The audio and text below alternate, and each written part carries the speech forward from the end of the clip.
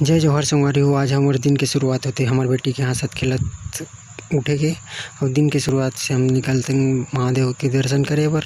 भगवान भोलेनाथ हटेश्वर बाबा महादेव घाट पहुँच गए। सिहोर वाला बाबा बताए रही से कि 2 लोटा जल और 1 कनेर के फूल सबो समझ सके। हमन पहुँच गए मंदिर प्रांगण के अंदर। मन देखा तो संगवारी हो सुंदर नज़ारा। यहाँ भस्म 4 घंटा बंधे हुए हैं जो आरती के समय बजते। सुंदर नज़ारा देखे के बाद देखा संगवारी हो बजरंगबली के मंदिर जो पाछू में हवे मंदिर के। ये भोलेनाथ के सुंदर दिव्य दर्शन कर लो। ये मंदिर प्रांगण के शनिदेव के मंदिर पीछू में बने हमें संगवारी हो। जैसे हम शनिदेव के दर्शन करें बजरंगबली के भी दर्शन करें। दर्शन करके हम निकल गए सीधा नदिया के ओर।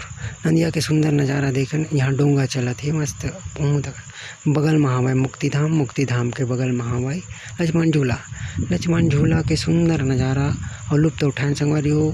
और एक जैसे आगू गेन तो यहाँ मिली गार्डन में हमन सुविधा देखें।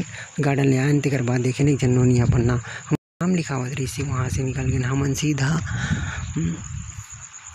भंडारा से प्रसाद पान।